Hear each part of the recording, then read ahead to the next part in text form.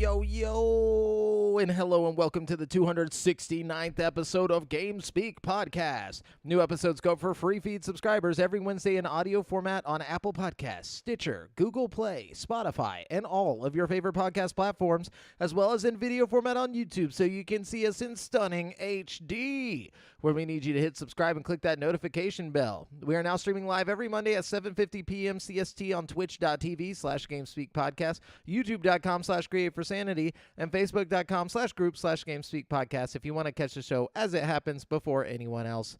Also, be sure to join the community in the GameSpeak Podcast Discord at dsc.gg/GameSpeakPodcast to hang and talk games with other nerds like us. This show is two childhood BFFs and a brand new BFF who's not here, bringing you all things video games. I'm one of your hosts, Jamel Al-Jafra, alongside Brent, Billionaire Bass. Whoa, I like that. Yeah. What if, like, one day that was a legit thing? Like, you just became a billionaire, and then we got to say that on the show. Maybe one day when our book is just like a multi-movie franchise, you know what I mean? Yeah, dude. I'm excited for that. You know, I'm excited for the multi-billion-dollar franchise, the cinematic universe. No, but anyways, I was gonna say, what has been up? But before we get into that, Devin is not here today. He's out working like a real champ. I don't know if you've been in Texas before, but it's hot as fuck out here. Yeah, it was 110 degrees yesterday, dude. Yeah, and our boy is like a AC technician, so you know he's on call right now. So he's working hard. On call at some places where the AC is broken, so he can't even get out of the AC. If he wanted to get into the AC, you know what I'm saying? Get out, yeah. You know what I mean? It's depressing. It's really just tough work out there. Really you know, sad stuff. Really sad. Devin's like crying somewhere right now. Yeah, probably. I'm crying. I'm crying. Yeah, a little bit. We're all crying. Anyway, just kidding. Anyways, Brent, what's been up? Man, not much. Let's see. I know I usually write down what's been up on my list of things that's been up. Oh, dude. Okay. So today's the 11th, right? So tomorrow the 12th, we're going to get pictures from the James Webb Space Telescope. Damn. The first photos are coming in, and we're going to see deeper into space than we've ever imagined before very shortly. Dude, I'm very excited because I am too, honestly. I think this is going to be game-changing as for science and fucking just for everybody's understanding of the universe, you know? Yeah, because it's not just seeing deeper into space. It's seeing further back into time, like, if you think about it, because it's just crazy, dude. And a much clearer picture of, like, a lot of these galaxies and stuff that we saw through Hubble, you know? It's going to be really interesting, you know? Very exciting stuff. Maybe we'll see that little droid robot cooking on a grill, dude, like on a meteorite. No, I don't know. What do you want to see? What are you hoping to gain from this James Webb Telescope, right? You personally. I personally just want to see some dope science shit. You know what I mean? All right. But I think it'd be cool if they could, like, I don't know, man, get like a black hole or something crazy, you know what I mean? I don't think that's what they're even shooting for, but, you know, God only knows once they magnify the fucking picture of the universe what they'll see, you know what I mean? Like, oh, yeah, dude. I'm hoping that this is just one step closer to us finally admitting that we have alien technology in Area 51. I don't know why this would help, but I just feel like we're getting one step closer to where the government's like, all right, should we just tell them? You know, like, maybe we should just tell them. You know, like, maybe they'll just drop the news simultaneously. Like, here's pictures of aliens. By the way, we knew the whole time. Yeah, or maybe they'll be like, yeah, here's pictures of a black hole. Also, here's some alien shit that we got in Area 51. We've had it since, like, the fucking early 1900s. I mean, they did kind of do that recently. They had that, like, thing where they declassified a bunch of documents, and they were like, there's basically, like, at least, I can't remember the exact number, but there's, like, a pretty good amount of video evidence of aerial phenomenons. They're calling it UAPs now instead of UFOs, but unidentified aerial phenomenons that are, like, just basically the government's like, we don't fucking know. You know what I mean? Like, there's quite a few out there, you know? Tom DeLonge recently went on Steve-O's podcast, like literally like 4 days ago or whatever. Of course, it's Tom DeLonge. Yeah, well, Tom DeLonge's the reason He's why. one of the leading alien researchers out there right now, dude. He's the reason we got the government to come out and announce like all this stuff, which is really fucking weird. But like, and he talks about it on there, like he's the one that set up like the little team that is now researching the UAPs or was researching, and now they have like a contract with the government where they were given these materials that the government has that they're not sure what it is, and so they're investigating it. Like they gave it to Tom DeLonge for some reason. I would watch that reality TV show. I imagine Tom DeLonge's investigations are a lot like Zach Bagans' Ghost Adventure investigations. I never believed in Let's poke it with a stick, guys. Definitely not from here. If you poke a normal rock, like it just feels different. You know what I'm saying? No, but so Tom DeLonge is saying that it's not that the aliens are coming from outside of Earth, like outside in space. He's saying that they're interdimensional beings, and that the government has known about this for a long time, but they don't want us to know. Yeah, they don't want us to freak out because they're like, aliens are a little bit easier to feed to you.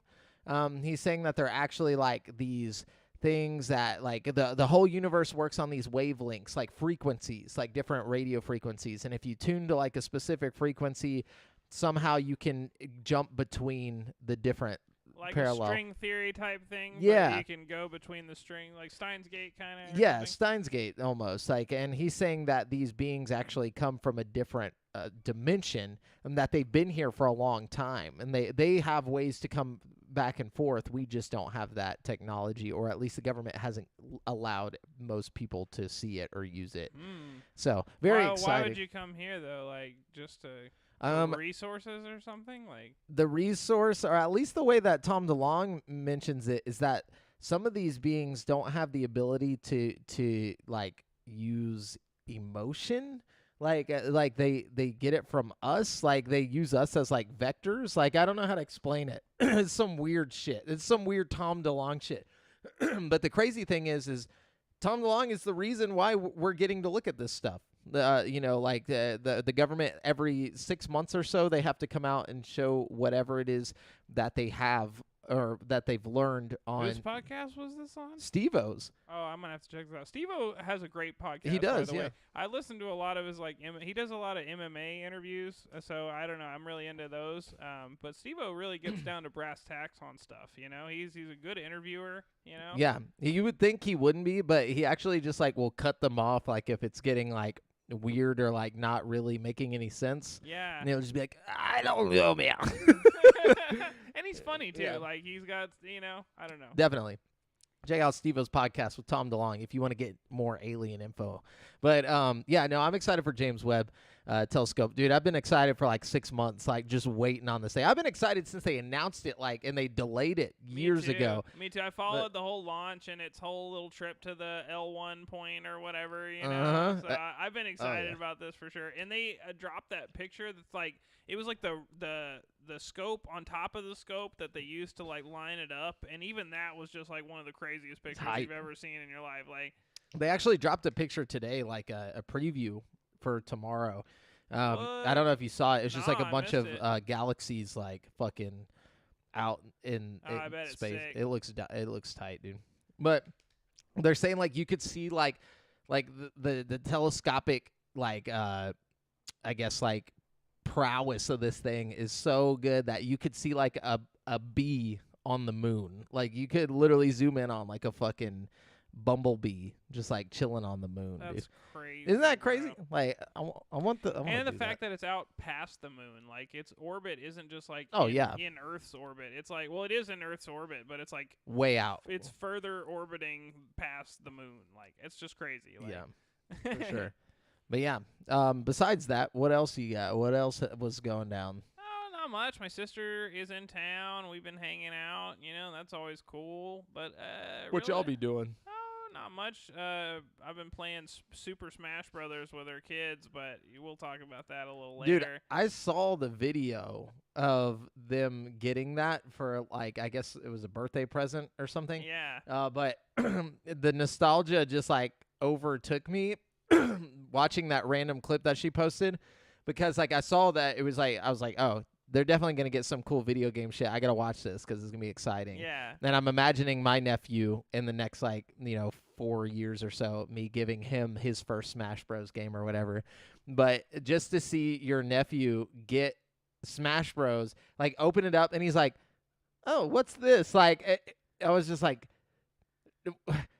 I gotta tell him. But then, like, your sister was like, oh, you see all the characters on the front, and he's like, yeah, like Mario and all that, and she's like, all of it, you can fight as all of them. And I just, like, imagined, like, back to when I was a kid, the first time, like, I seeing that commercial where you see, like, Mario and Yoshi and all them, like, just kind of, like, frolicking, and then they all just start beating the shit out of each other, and, like, they're just like, all of you are gonna get to fight, and that shit. Like, I wonder what that's like for a kid now. Oh, it's great. I bet. I remember. Okay, for me as a kid with Smash Bros, I would always rent it, and take it home. But my thing that made me more excited than anything was unlocking a character. Yes, like, a new challenger approach. Challenger approaches. That shit was so hyped to me, and, like, I know it's probably exciting to Owen when he unlocks a new character. You know what I mean? And then It's gotta be. So he booted up my Switch. Like, he has it on his Switch, and I don't think they've unlocked that many characters yet. So he booted up mine, and you know how there's just a fucking dickload of characters once you have all the characters unlocked. He was just like, whoa, he's like, you got so many characters. Does he know who they are? That's the other thing. Not all of them. So but neither did we. That was the cool part, because like, nobody knew who the fuck Ness was. But that was the cool thing about Smash Bros. Is it taught you.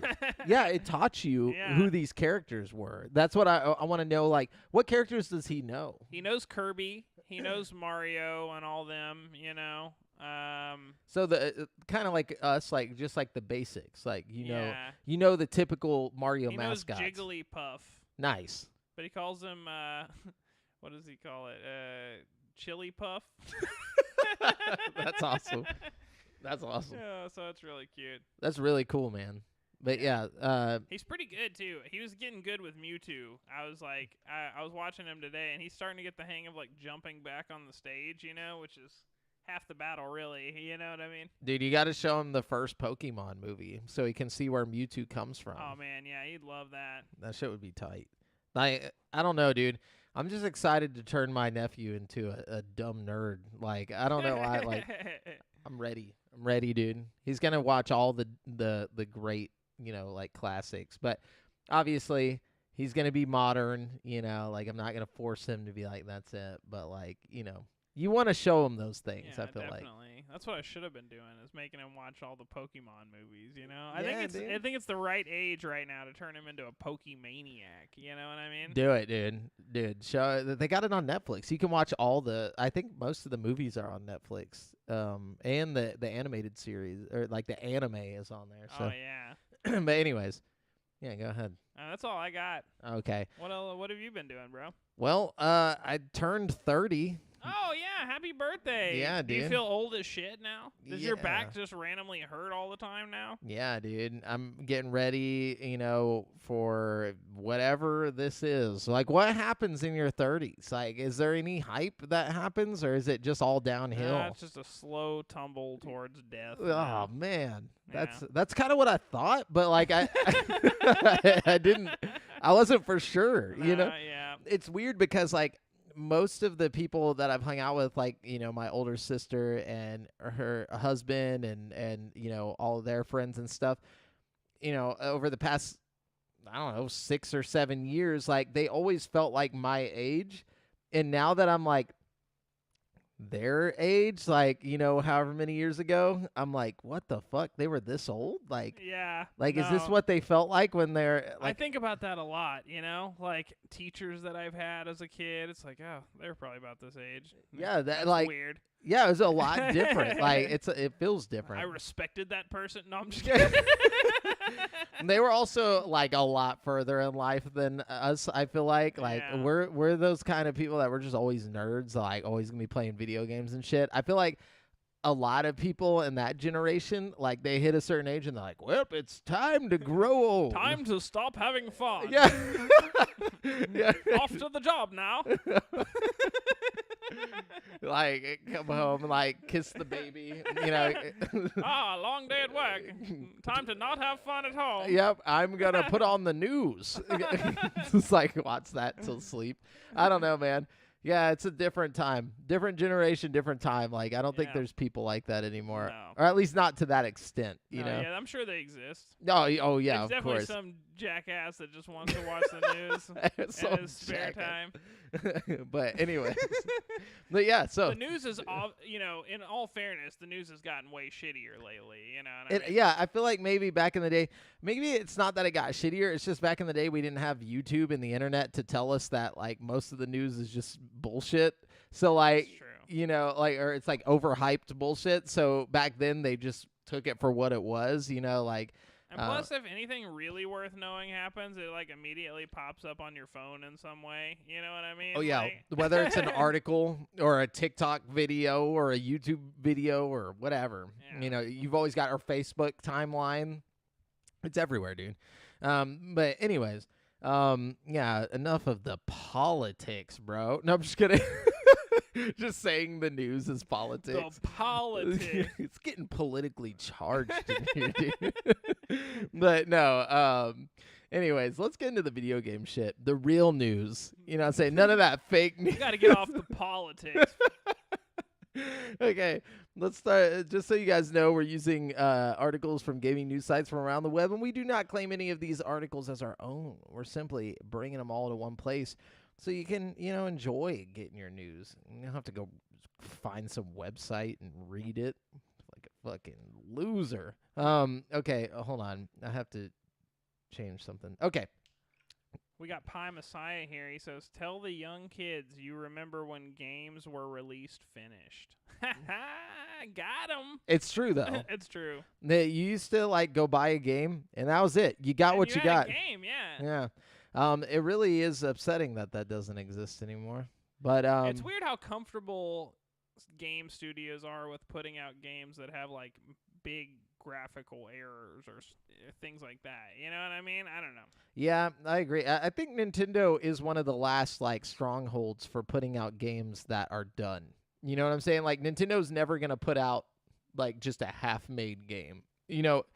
It might look shitty, but that's just because that's the console it's on. It's not because it could have looked better on the console. Yeah, it's true. Yeah, they just still the patch style. their shit, which I definitely think there's, in today's society, patching your game to be better isn't a bad thing. I'm not saying stop patching games. I'm just saying put out a game that needs less patches in the first place. For sure. You know? And that's what I'm saying. I think if Nintendo does anything right in this generation, it's that. They put out full, complete games, Yeah, but, that's facts. Anyways, let's see here. So the long-rumored GoldenEye 007 remake for Xbox has apparently been delayed as a result of the Ukraine war. Oh, no. As reported by industry insider Jeff Grubb on Twitter and corroborated by Eurogamer, a remake of the classic Nintendo 64 game, quote, is still in limbo because of the war, end quote. Though nothing is official, this would match reports that the game has been in a near-complete state for a while. The GoldenEye remake appeared closer than ever last month as Microsoft actually listed its achievements on its official website, with some developers already unlocked them. Microsoft therefore may be ready to release the game. But Xbox achievement tracking website True Achievements also listed the game back in January, and it's even the first time Microsoft has and it isn't even the first time Microsoft has attempted to get GoldenEye on its consoles.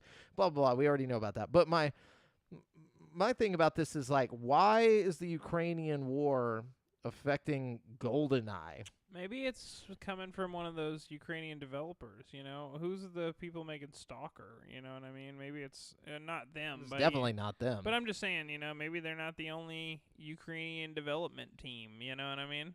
Gotcha. Yeah, but it sounds like the game's done. Like, that's what they're saying, is that it's just not coming out right now, like, because of the war. Maybe the publisher's down there or something. Maybe there's just Microsoft's the publisher. My thing, I think they're just being safe about it, and I think it's a bad idea. because the longer you hold this game, Oh, maybe it's because the Soviets are the bad guy in GoldenEye. Okay, got it. I see. there's a Russian in the game. Mhm. No, I'm just kidding. No, because there's Russians in the game, they're being like, oh no. But it's like, come on. Like, I don't know. This just seems weird. Like, it really makes no sense. Yeah, it's pretty dumb. I mean, it's not like the game doesn't exist and the movie doesn't exist. It's like it's based on an IP that's been around for a while now. Just because it's, I don't know. You could still technically just play the N64 version. Like I just don't get the weird. And it's not like you're going around shooting up the Ukrainians. I mean, is it like culturally insensitive to like shoot Russians? like, aren't they the bad guys right now? Yeah, I don't know. I think that's the thing is like they don't want to villainize one side or the other, take sides. Yeah, but you would think they've already took sides, in the media. They were already like, yeah, we stand behind Ukraine. So just put out the fucking game. Like, I don't know why corporations, man. It's like this makes no sense to me. It's like it's a video game. Can't they just like change the flag and make like a crazy made up name or something? Like, does it really matter? Like at the end of the day, it's James Bond taking on some corrupt nation. Like, does it really matter if it's Russia? Change it to North Korea. Yeah, fucking A. There we go. A problem solved. Done. But anyways, but yeah, that's some news. So we won't be getting that game for a while, apparently, or at least I'm assuming until the war dies down. So yeah, for a while. Yeah, for a while. What you got? Okay, let's see. This one's kind of weird. Black Mesa, the game that's like a remake of Half-Life, is getting a demake of the game, which is weird because you'd think Half-Life, that's already the demake. The demake, But apparently there's some like technical improvements in Black Mesa that people want with the actual graphics of Half-Life. I don't really know. It's really dumb to me, but somebody's putting a lot of effort into remaking Black Mesa to look like the original Half-Life in Black Mesa's engine. So, I don't know. All right. That's such a just a weird situation. Very weird that people want to even do that, I like demakes, but if there's already a game existing, it's like, okay, what? Yeah, you're demaking the remake. All right. So, as stated in hold on, let me see what this is. Ubisoft is removing access to Assassin's Creed Liberation HD on Steam. Oh, yes. Okay. Why? Seemingly even. No. So they updated that. So if you own the game already, you're not going to lose access to it, and you can always re-download it. So it's just being delisted, basically? It's being delisted, so if you want to buy it, you got to buy it before September 1st. Why, though? Like, I just don't understand. Does it cost money to keep it on the store or something? Yeah. It always costs money to have something up, and they probably looked at it and saw there's probably little cells for it. It's old.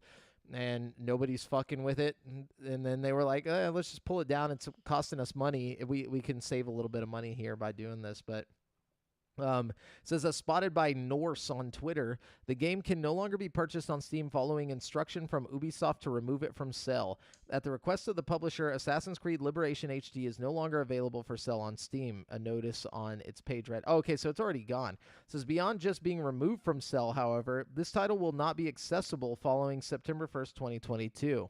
It says Ubisoft announced last week that it was shutting down online connectivity for 15 games on the same date, with Liberation HD being one of them. But nothing suggested access to the game would be removed completely. Is Liberation HD like an online-only game or something? Like, I don't know. I honestly don't know what that game is. I didn't think they did that for any of the Assassin's Creed games, No. That's really weird, man. And that's a big problem with, in my opinion, like game preservation as it stands today. It's like it's all online. It's all online. It's like if they just decide to get rid of it, it's just gone forever until 10 years from now somebody makes a fucking remaster, and it's just a big cash grab. I don't know, man. I really think Warzone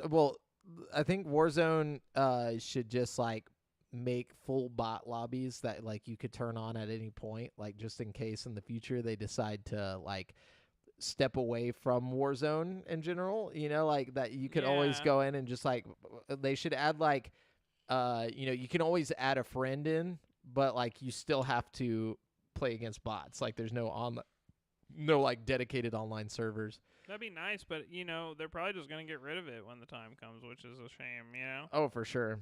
By the way, Assassin's Creed Liberation HD was a port of the original PlayStation Vita game. Interesting. Yeah. I don't know, man.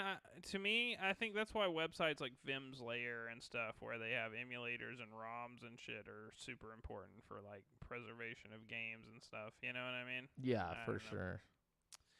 Anyways, let's see. I don't have a whole lot of news today, but I will go through what I got. Let's see. Video game retailer GameStop, which is in the process of pivoting its business around crypto, has fired one of its top executives and laid off a number of staff, including members of Game Informer. In a filing with the U.S. government, GameStop said it terminated CFO Michael Recupero effective immediately. Recupero started as the CFO about a year ago in June 2021.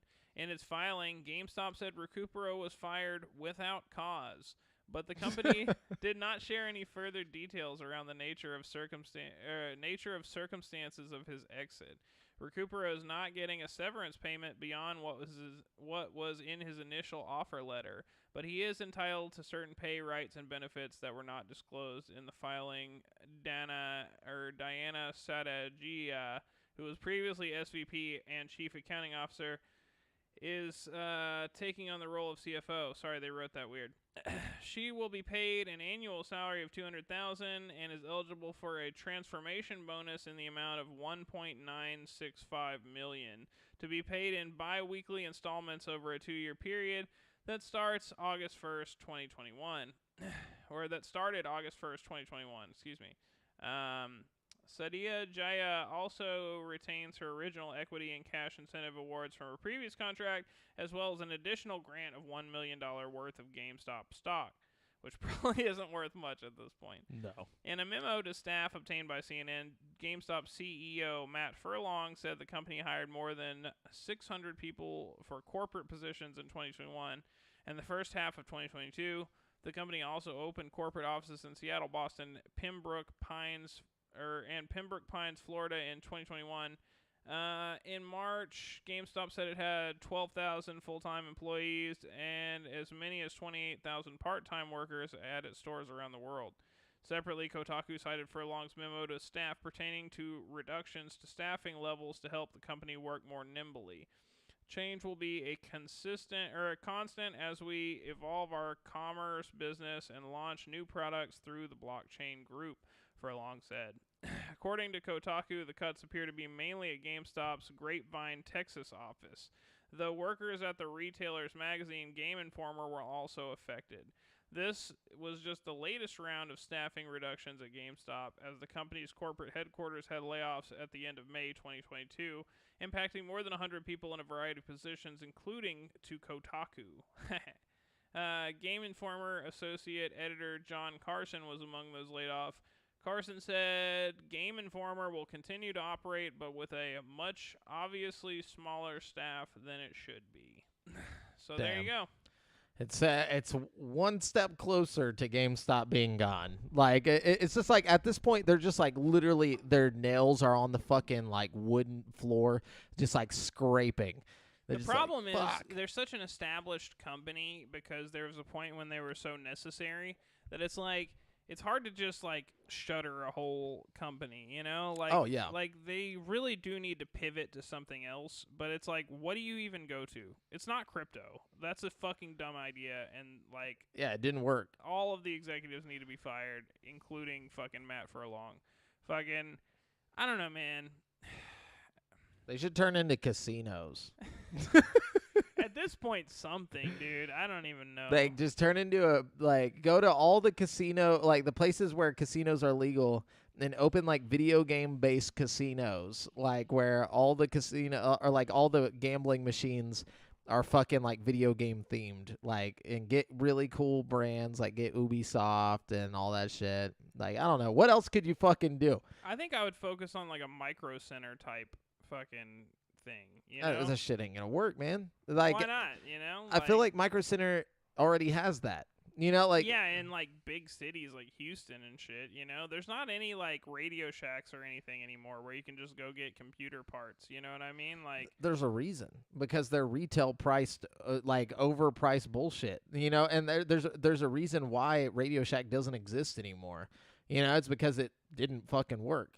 And it was outdated, just like GameStop. You know what I'm saying? Micro Center is very specific. That's why there's only ones in big cities, because that's the only place that can keep them getting money. You know what I'm saying? Like, people will travel to it.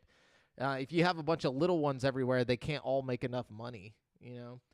It's like, I don't know. It's a tough situation for GameStop because they waited too long. Like, if they would have jumped on something else way earlier, like, maybe did the GameFly type situation or like, went like a streaming route originally. Like, maybe if they figured something out.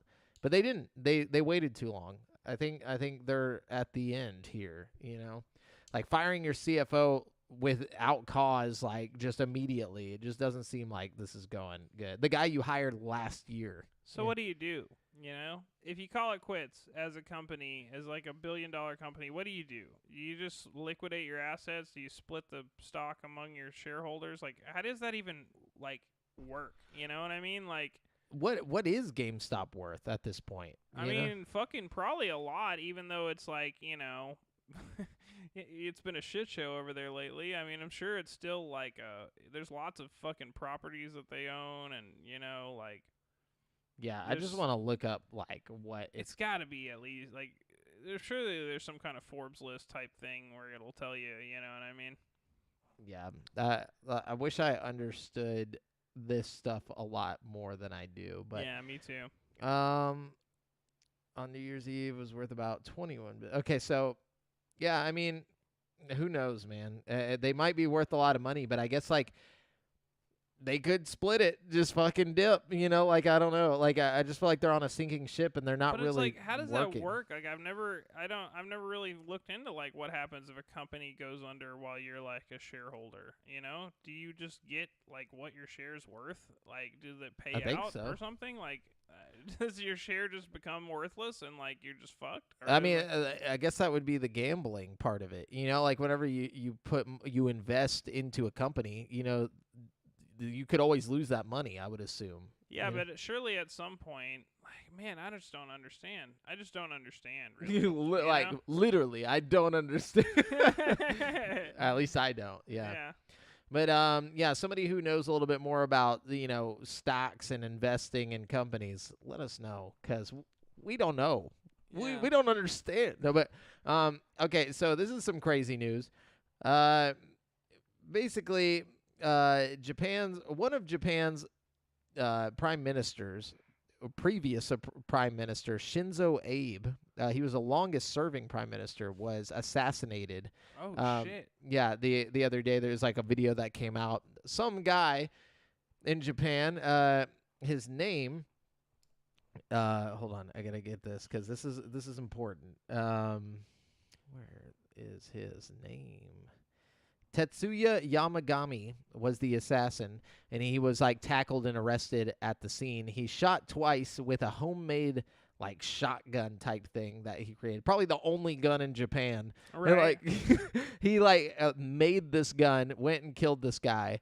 Admitted to it, obviously, but he was on video and everything. But anyway, so the part where the video games come in is following a racist joke that linked Hideo Kojima to the assassination of Japan's longest-serving Prime Minister Shinzo Abe. Kojima Productions has threatened legal action against those who contribute to the, quote, spread of fake news and rumors that convey false information, end quote. Kojima Productions tweeted out its statement on July 9th saying that it, quote, strongly condemns the spread of fake news and rumors that convey false information. We do not tolerate such libel and will consider taking legal action in some cases. As reported by PC Gamer, the reason for this statement stemmed from a racist joke that seemingly began on 4chan that said Kojima was the assassin behind the death of Abe, the former Prime Minister of Japan who was killed while he was delivering a campaign speech on July 8th. Abe was shot twice and passed away at a hospital, and a suspect named Tetsuya Yamagami was arrested at the scene and admitted to being the one who shot the former prime minister. This so-called joke was picked up by a French comedian in a tweet mocking the situation, and that was retweeted by a far-right French politician named Damien Rieu, who is associated with the Generation Identitaire movement he co-founded. Ryu took the joke as an actual fact and began spreading it. Greek news channel using pictures of Hideo Kojima wearing a Soviet Ushanka Joker t-shirt and standing next to a photo of Shea I can never say that guy's name, Guevara, saying he's Shinzo Abe's assassin. So despite all of the signs of this obviously being some sick joke, images that falsely link Kojima to the assassination appeared in a quote, in an Iranian press outlet and as part of a Greek news broadcast. So, like, basically, it started out as a joke picture. They were like, this is the killer, you know, and it was just Hideo Kojima and, like, a bunch of different, like poses, different pictures from Google, basically. Yeah. And all these, like, actual news broadcasts started posting pictures of Hideo Kojima as the assassin. Oh, no, Yeah, dude. it's pretty crazy. So now they're threatening legal action against anybody because this is kind of, like, doesn't ruin his name for us because we all know who he is, but like to all the people who don't know who he is, they'll forever think he's like some like murderer assassin, you know, Man, which is insane. that's crazy.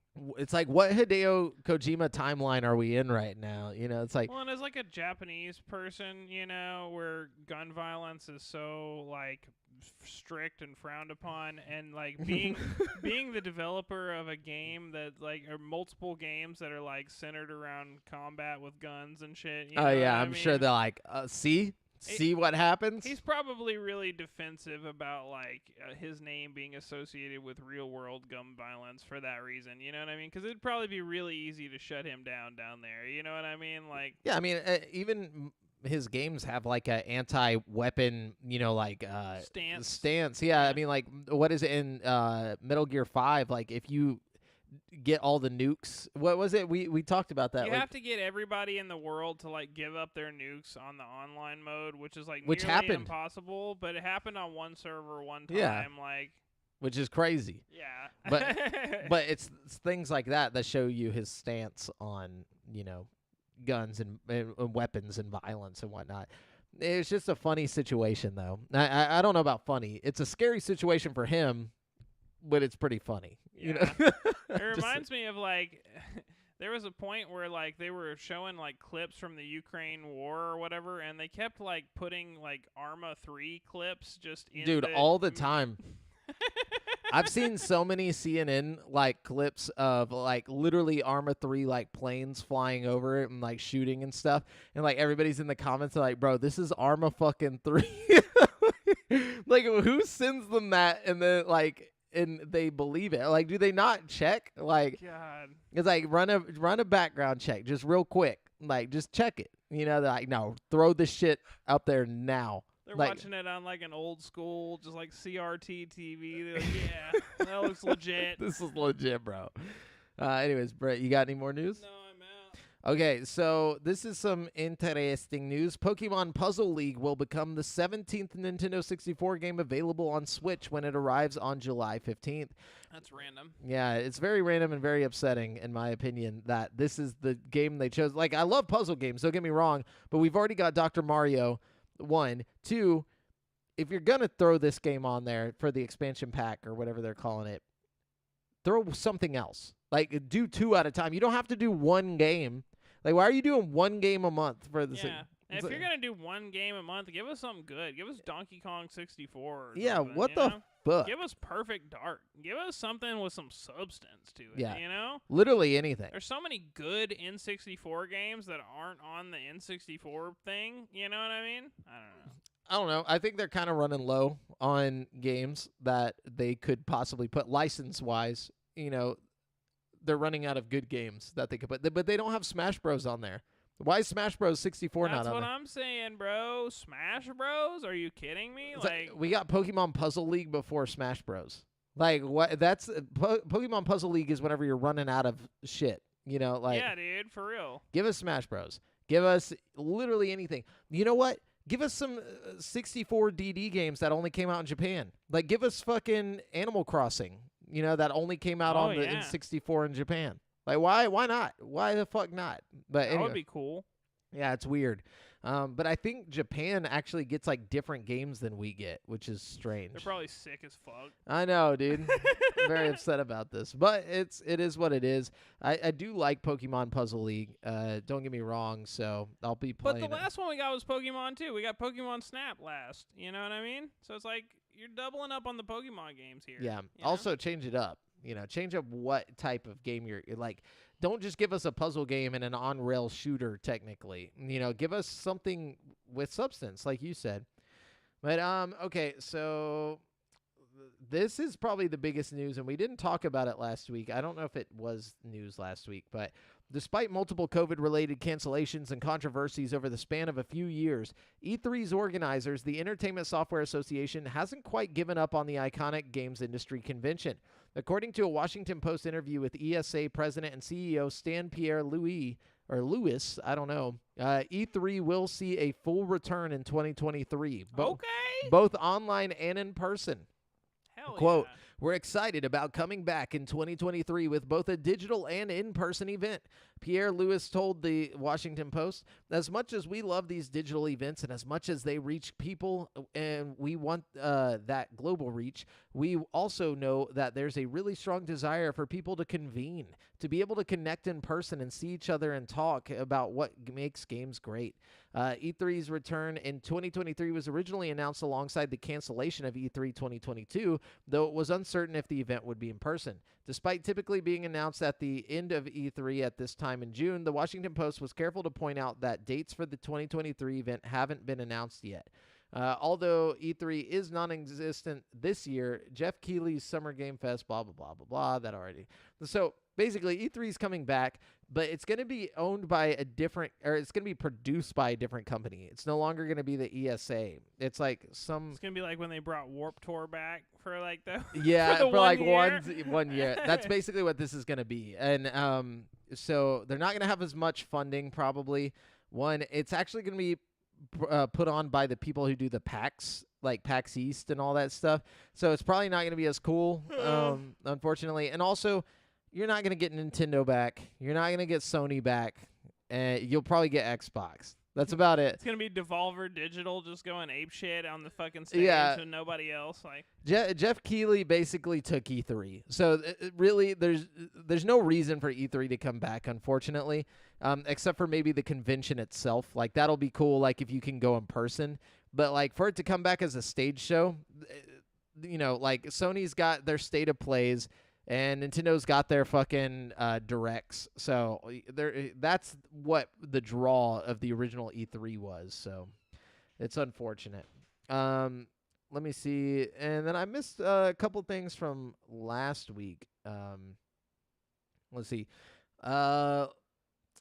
Lollipop Chainsaw is getting a remake. So on Twitter, it says co-creators Suda51 and James Gunn have both confirmed that they are not part of the upcoming Lollipop Chainsaw remake, which is, I guess, upsetting.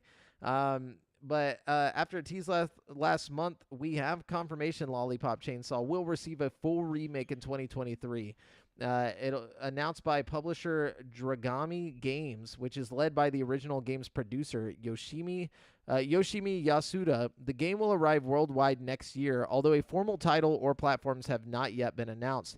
It will be developed by, quote, a combination of development staff from the original version, including Yasuda as producer, and new development staff from Dragami Games. The game will aim to recreate the original, but Yasuda explained that the remake will feature a couple of key differences. Due to the power of new-gen hardware, the new game will feature a more realistic approach to graphics. Less welcome for fans will be the news that music licensing issues means that, as opposed to the first game's 16 licensed tracks, in the remake, aside from a few licensed tracks, the soundtrack will consist of new music. You talking about Lollipop Chainsaw? Yeah, which I had no idea that the first game was made by Suda51 and James Gunn. Like, what? Wow, I didn't know James Gunn had anything to do with it. Yeah, me either, but he won't James have Gunn anything and to do. his licensed music, man. He's all about that shit. Yeah, for sure. But, yeah, he won't have anything to do with the remake. And I thought Lollipop Chainsaw was a terrible game. I'm just going to be straight up. It kind of had a cult following, you know what I mean? I remember I got it because, like, it just looked interesting. I rented it. Yeah, that was back then. I could still rent things because I rented it from Hastings before they shut. And it was terrible. Man, speaking of bad games, did you hear that they're remaking the bad remake of 13? Did we already talk about that? Yeah, we already talked about that. Yeah. But still, yeah, of all the games you could remake, why Lollipop Chainsaw? Why waste the time? Maybe somebody really saw the potential there, you know? Yeah, I'm sure.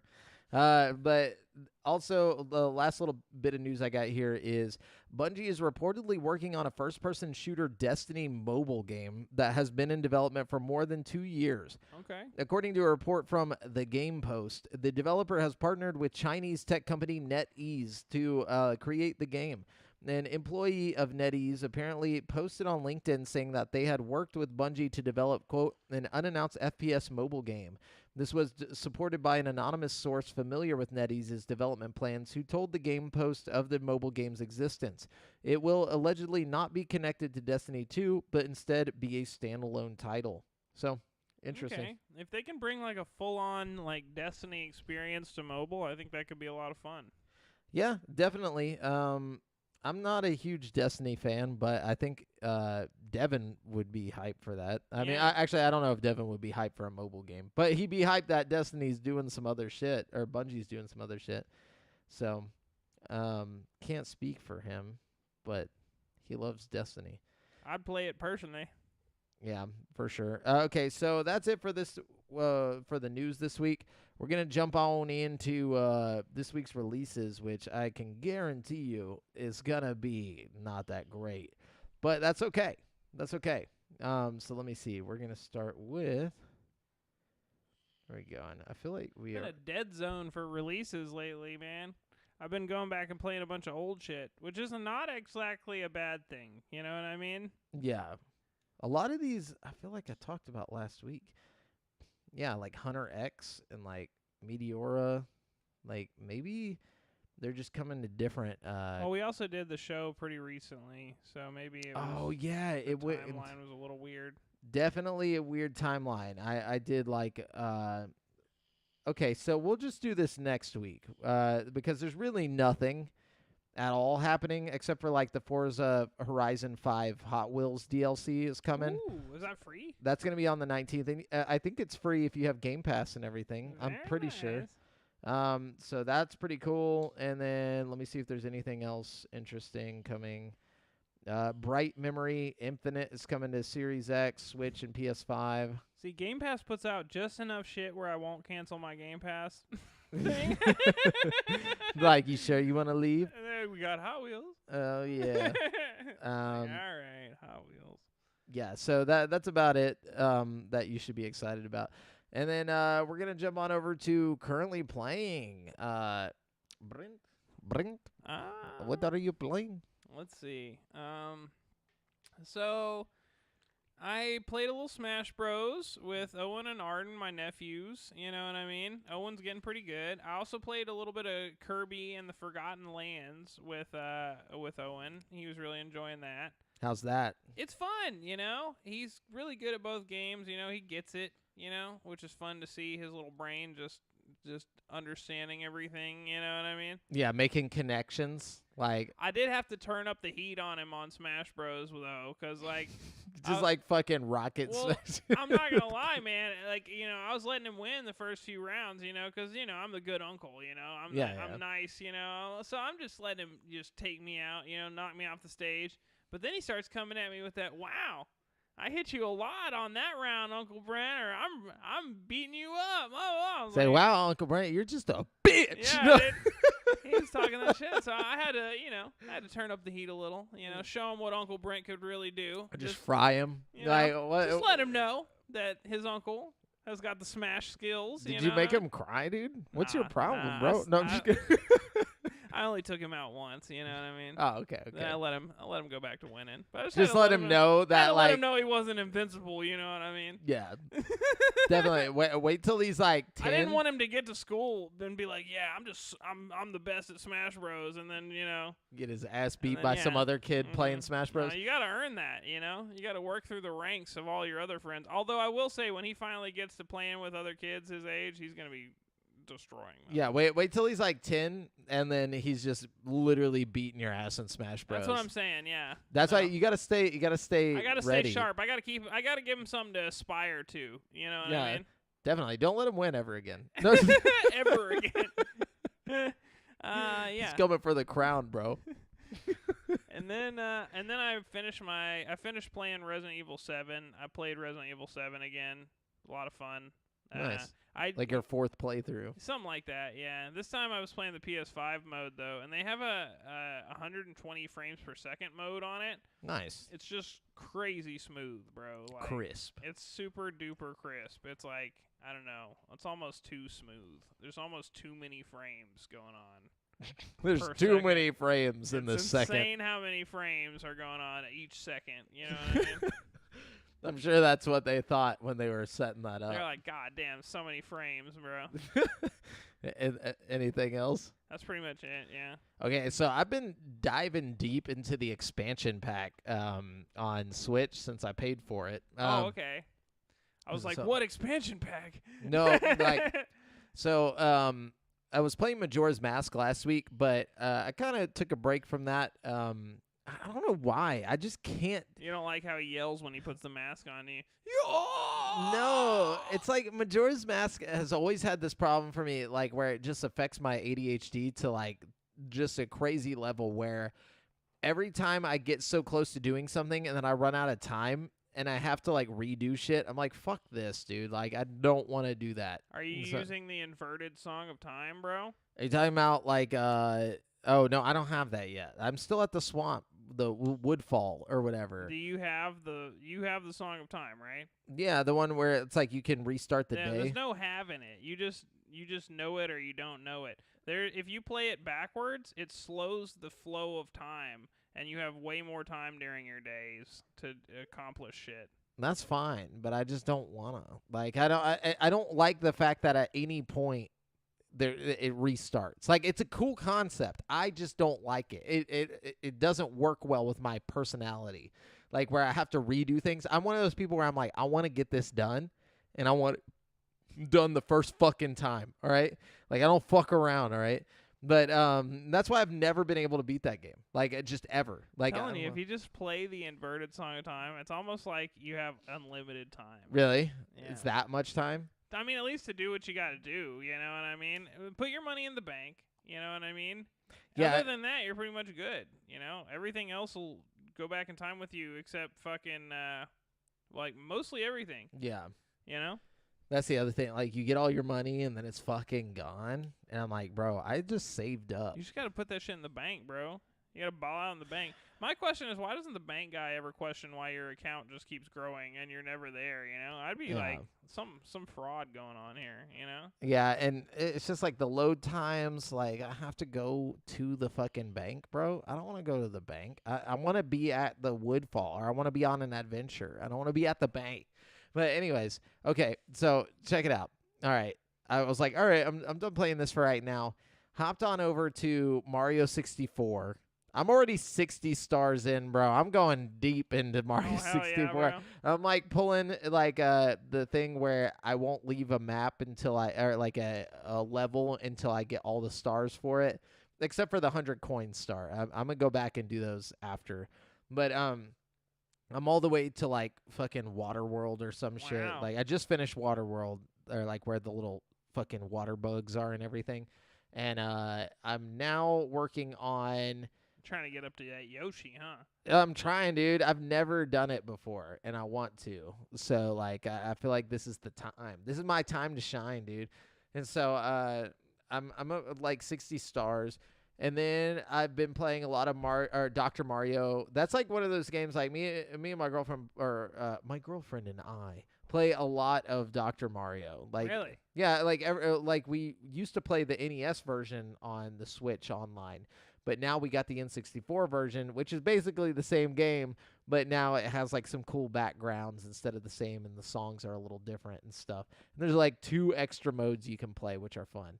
And so we play a lot of Dr. Mario, and then I played through some of Kirby, the Crystal Shards. Oh, or that's whatever. fun. Yeah, I was like, I literally just like flew through the game, like no problem. Almost done with that. Yeah, very simple, but Very simple, but it's so nostalgic, like seeing all these N64 games. So I'm just playing a little bit of all of them. And then there was one other that I was playing, and now I can't remember. But yeah, that's all I can remember for some reason.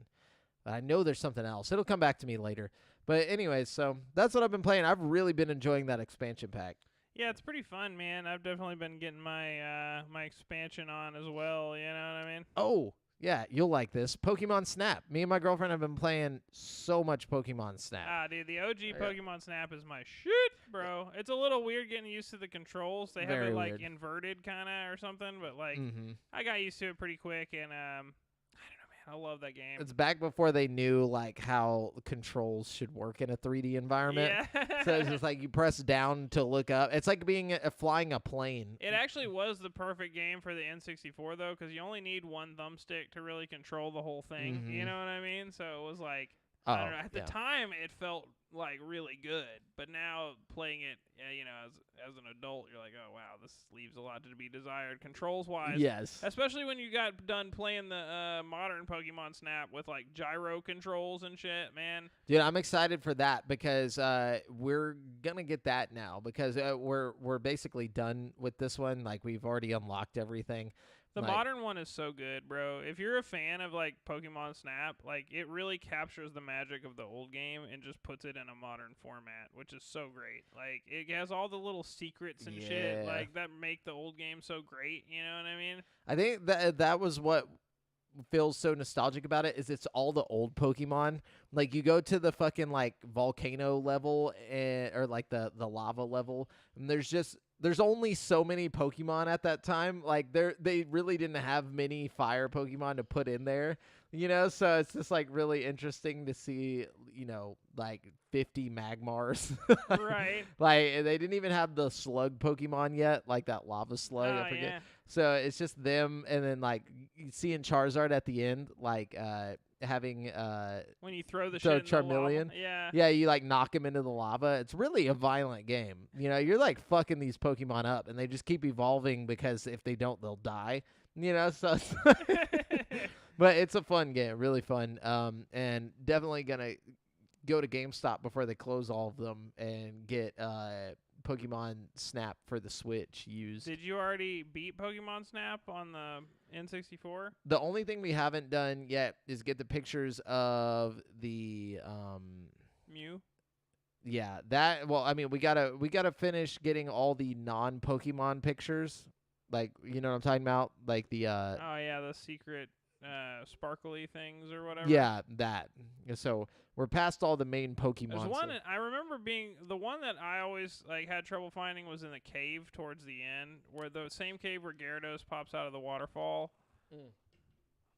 That's not a cave. Oh well, wherever that is, I feel like there's one there somewhere. Yeah. There's a bunch. But like yeah, we're working on that part. But I want the new Switch one. I feel like it's gonna be sad not having all just the old Pokemon. There's Like, a lot of old Pokemon. I mean, it's a lot of fan service. There are a lot of Okay, new Pokemon too, but they go pretty hard on the old ones too. there's like a lot of new ones I don't give a fuck about. But like, you know, I guess it's whatever. So You'll be giving a fuck when you're getting that close-up snapshot, bro. You know. oh yeah, what I'm saying? sure it'll be way better photography going on in the new one. Like the old one, it's just like, oh, it's in the middle. Okay, good job. Yeah. You know, like this is like a blur. Yeah. But yeah. Anyways, well, that's it for currently playing. If you want to let us know what you've been playing and talk with us about it, drop it in the chat or head on over to facebook.com/group/GameSpeak Podcast, and we'll talk with you about it there. What's that in the chat, Brent? I can't see that. Optimistically cynical says dot. Yeah, There's same. a single dot. Same to you, bro. No. But anyways, we're going to jump on over to the topic of the show, which today's topic of the show is dope video game merch. Oh, yeah. Now, this came about because of my birthday, and my little sister got me this, and this is like my number one thing on here, which is, and I just showed it to Brent, which is the like Game & Watch Legend of Zelda clock. Have you? I mean, obviously you've seen it. I've shown it to you. Yeah. But were you aware of this thing before? I was. I've been eyeballing it for a minute now, and the Mario one. And I have the Mario one as well, which she gave me for Christmas like 2 years ago, but I haven't opened that one. I opened the Zelda one because I was like, fuck it. I want to open at least one of these. Yeah, for sure. But, yeah, anyways. It's got a cool quality to it, man. It's got a nice bright screen and, like, clicky buttons and stuff. It definitely feels like something you could sit there and play the whole Zelda game on and not, like, be uncomfortable with or anything. And it's light enough to just carry it around in your pocket if you wanted to, Yeah, and it's really nice for, like, if you work at a place where you have a desk. Like, I work from home, but, like, my desk is, like, where I'm at 90% of the time. So, like, I just have it sitting there as, like, a clock. Like, as a, remote tech support guy, like, I have to use a timer a lot. Like, when I'm like, press this button, and I'm going to set a timer. I've been using the little Zelda timer. So, like, I'll just, like, be sitting there playing the little fucking, I'm, like, fighting waves of enemies, like, while I'm waiting for the timer to go down, just, like, fucking, That's wasting really awesome. time. I'm like, okay, yeah, your time's up. All right, you can let go. But, so it's really cool to just have sitting there, and then it kind of, I don't know, it just lightens the mood a little bit whenever you're waiting for time to go by and you look over and you just see fucking Link just, like, fighting a bunch of shit. And, and every time, like, an hour goes by, like, every time, it's exciting. I don't know. I like the little things like that, but I think it's definitely great merch, especially it's got 3 games on it, like full games. You got the NES Zelda, you got Link's Awakening for the Game Boy on there, and then you have Zelda 2 Link's Adventure, which I don't recommend that one, but it's still cool. You got 3 full games on there. They have the full save files, all that stuff. I think the Mario one has like Mario Bros. And then Mario Lost Levels and something else on that one too. So yeah, I wonder if I don't know. I haven't even looked at it, like at the games that are on there. I wish it had Super Mario World. That'd be crazy. It might. I don't even know, honestly. There's no way it has Super Mario World. Too technically advanced. Yeah, too technologically advanced, Brent. No, but like that'd be a cool one to have. Like, since they put the Game Boy Zelda game on that one, they should have put Super Mario Land on that one. Do you remember Super Mario Land? Oh yeah. Like, oh man, I remember some of the songs from that game more than I actually do the like original Mario games sometimes. That game was awesome, bro. Oh, Honestly, yeah. It had so many cool little hidden blocks and shit in it. I don't know, man. Yeah, it wasn't even made by like the Shigeru Miyamoto. Like, it was just like some dude. They were just like, here, make this Game Boy game, and it came out great. Dude. Yeah, of all the Mario games, I think it might be my favorite. Same. I don't know. Not my favorite, but it's one of my most nostalgic. Like, and it still really holds up. I still enjoy it. It's really hard, fucking hard as hell. But anyways, by the way, guys, if you want a Legend of Zelda Game & Watch or any of the products we're about to describe to you, we should have links in the audio version of this description. So, well, also on the Facebook. On the Facebook, yeah, I'll probably too, put it in like the description there. So, definitely check out the links and stuff below if you're interested in any of this stuff. Yeah, for sure. We don't get any kickback on that or anything. We're just throwing it there just for convenience sake. Just stuff we think is cool. Yeah. But anyway, so my first one is going to be the Final Fantasy VII Buster Sword. Oh, nice. It's a gigantic foam replica of the Final Fantasy VII Buster Sword. It's pretty easy to find on Amazon. If you don't want to go to the link, you could just go to Amazon and type in Final Fantasy Buster Sword, and it will pop up. It's about $50, but it's gigantic. It's like full-size Buster Sword. And you can buy it in like a black and silver or like a traditional all-silver. it's pretty sweet. I'm not gonna freaking lie, dude. If you wanted to do a Cloud cosplay, it would be the ultimate thing, you know. Yeah, I thought you were gonna talk about the Final Fantasy VII Tifa, like the horny statue. Yeah, the horny statue. Yeah, no. She's just like bent over. Like, I thought that's where this was going, but I'm glad you went with the Buster Sword. But yeah, that was some pretty funny shit when that came out, dude. But so like a bunch of weebs bought that shit. Oh, no doubt. Was that like official merchandise? Yeah, like... that's official, dude. It's official. Oh, jeez. I thought some horny asshole just like made it with his 3D printer and was selling them on Etsy or something. I didn't realize it was like legit Final Fantasy merchandise. Like, it's different over there in Japan, bro. They're just like saying what we're all thinking, okay? Like, we're gonna make some horny resin Tifa statue. It's gonna be crazy. And okay, so this one I think is really dope. There's this website called originalstitch.com that actually has like a license with Pokemon, like the company, to make these $100 button-down shirts that are like you can custom, like I want, like it basically you go on there and instead of having like all 150 Pokemon of the originals, they have like a bunch of the original. I think it's like 60 or so Pokemon you can choose from. They have designs for each one, and they're like nice looking. Like you could go and wear this to work, and like you wouldn't be able to tell it's Pokemon unless you really look at what you're, like what's on there. But they have so many cool ones, dude.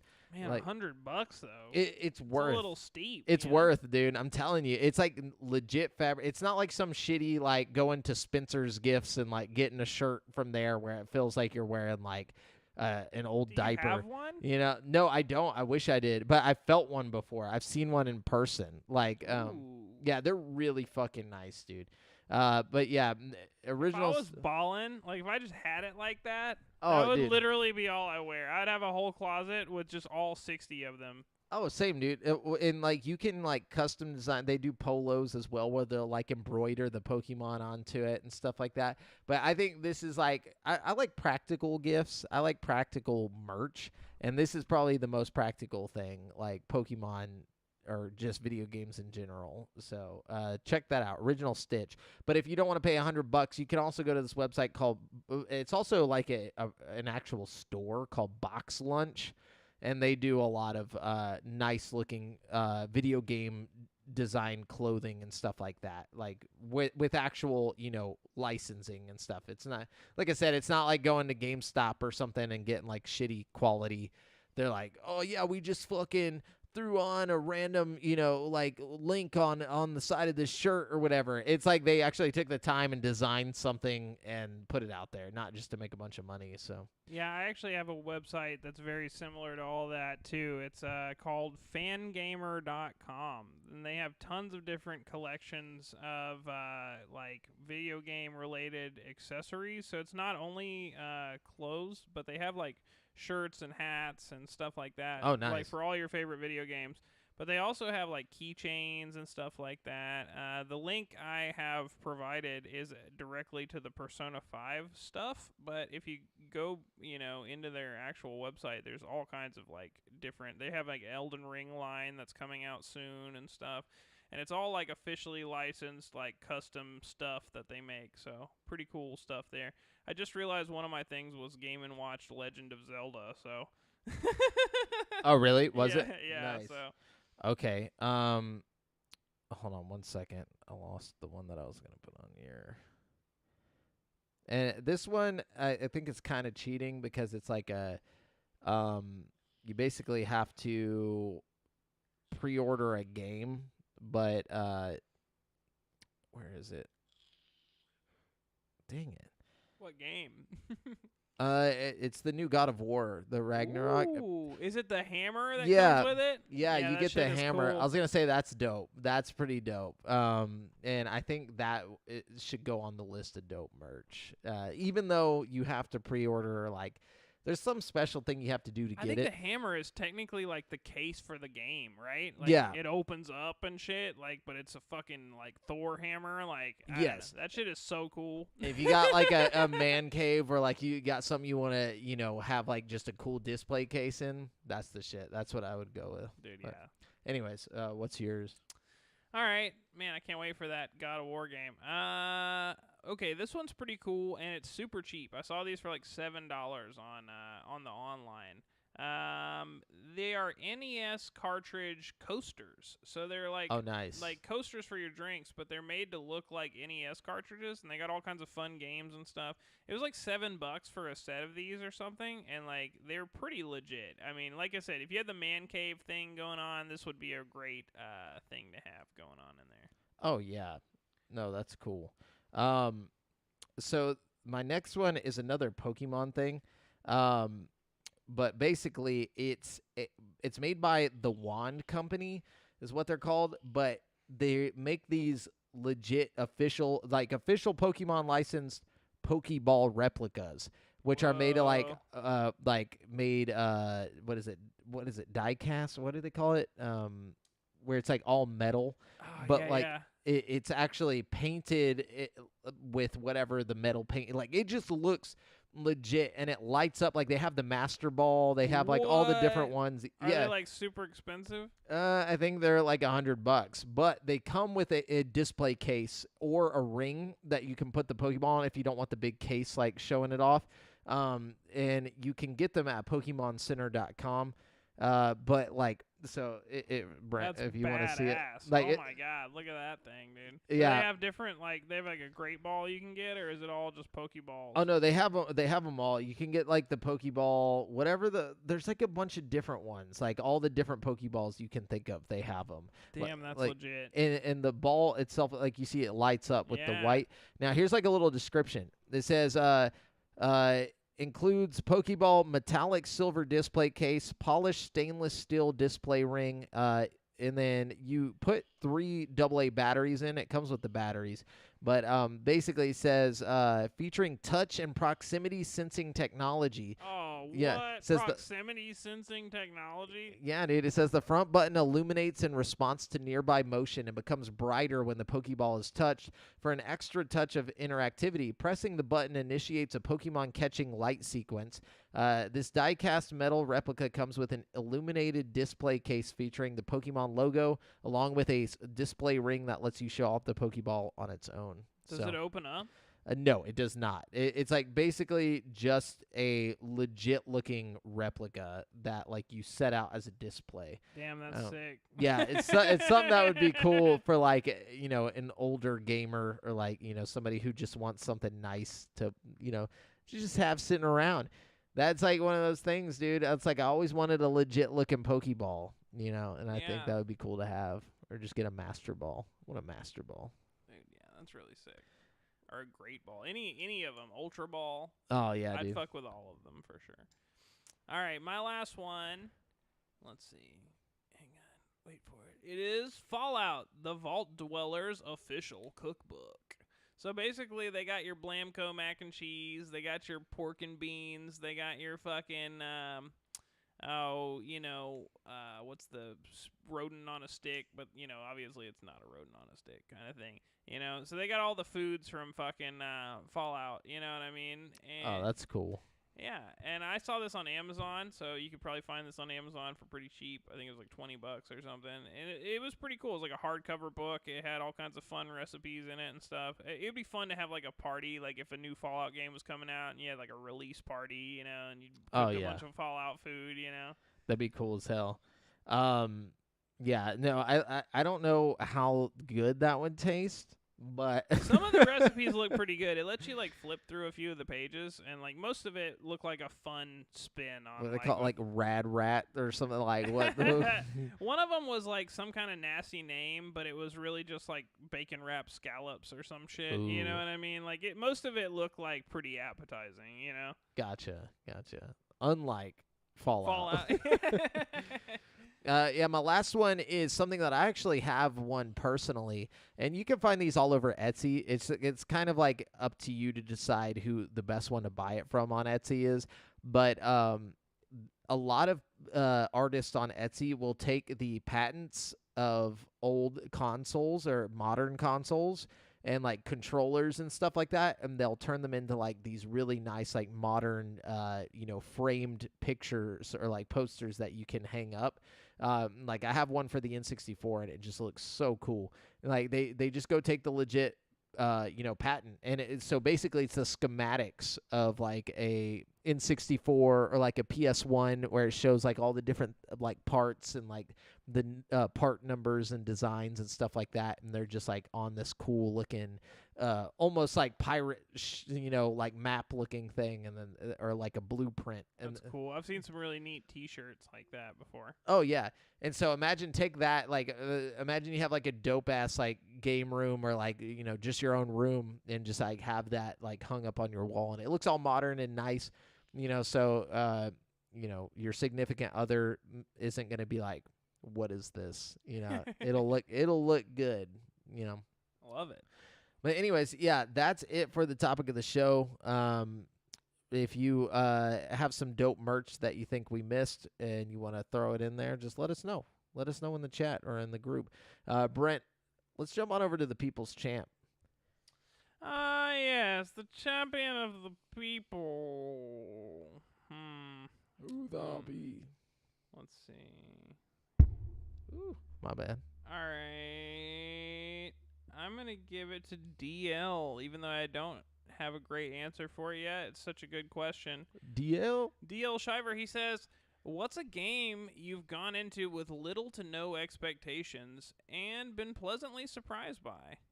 Oh, definitely Pokemon Snap, because like I remember playing it as a kid and I just thought it was boring.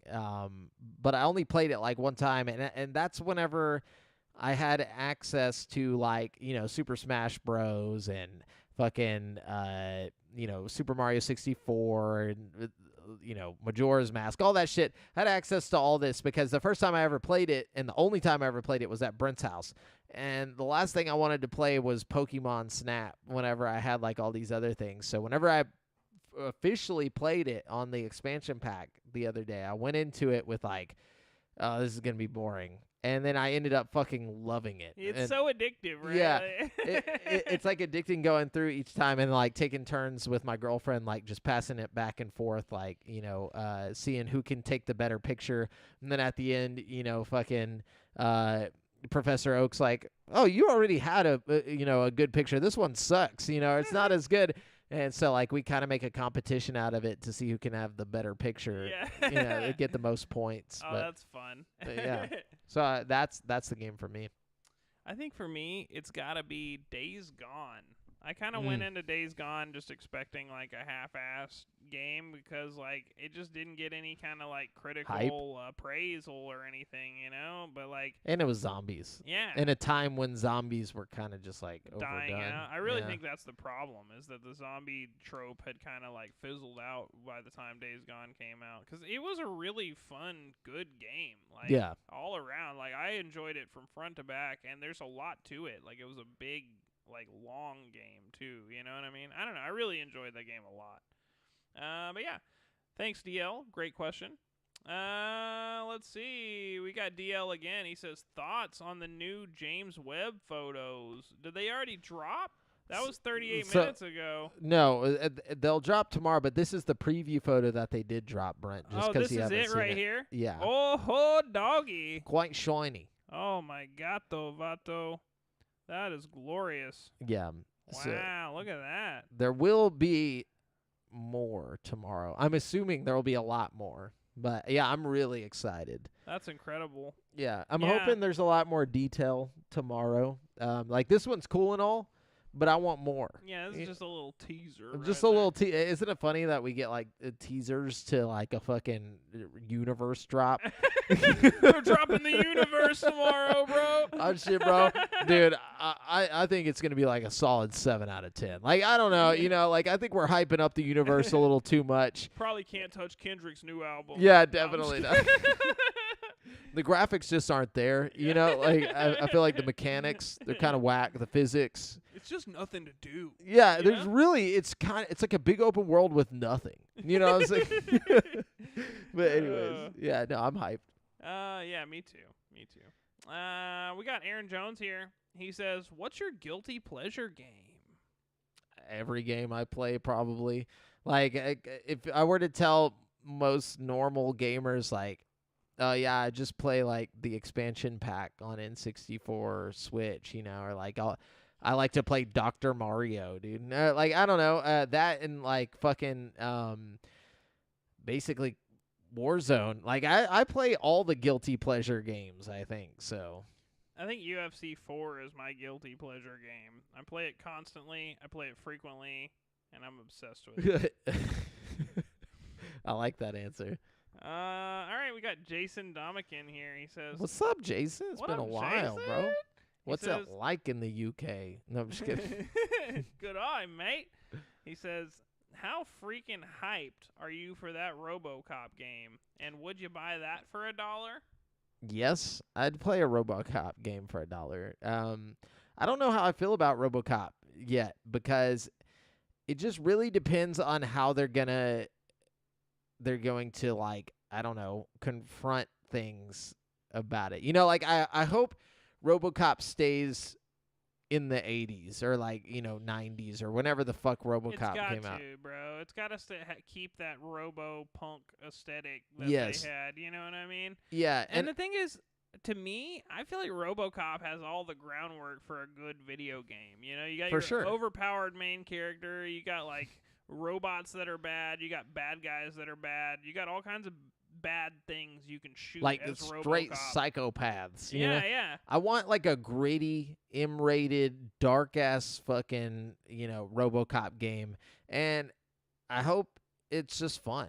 Like, that's the thing is, like, I want it to be fun. Keep it in the same vein as, like, Doom or, like, Duke Nukem. Like, just keep it like that. Don't get too serious about it. I want serious, bro. I want real. Do you want serious? Yeah, dude. I want gritty, dark, you know what I mean? But I want like impactful gunshots. That's the one thing when I was playing. Oh, of course. When I was playing The Last of Us 2, that's the one thing I noticed. It's like you don't get very many bullets, but each bullet hits like a real bullet. So it's like as long as you make your shots count, I don't know, man. Something about the way the like glass flies in when a window gets shot and like people just fall over when they get hit with like I want that in a RoboCop game. You know what I mean? Like I don't know. Oh, I agree. That would be cool. I want to feel like I'm blowing up the environment and shit, like black, but like modern.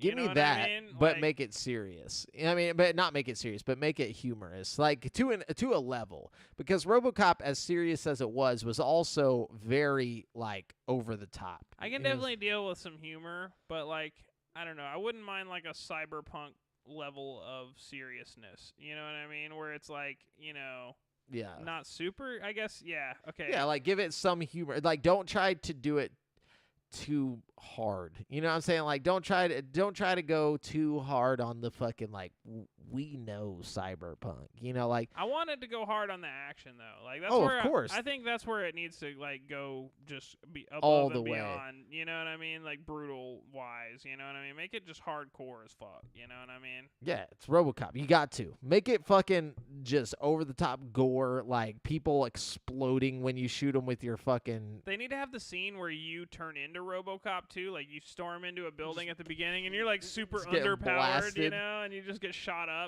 Oh, Maybe yeah. it's like the raid type situation where you just fight until you eventually get hit with something, and then it does like some crazy cutscene where you just get blasted up, you know what I mean? Yeah, and they're all just like laughing at you as they blow your arms off and shit. And then you get RoboCop and come back and fucking.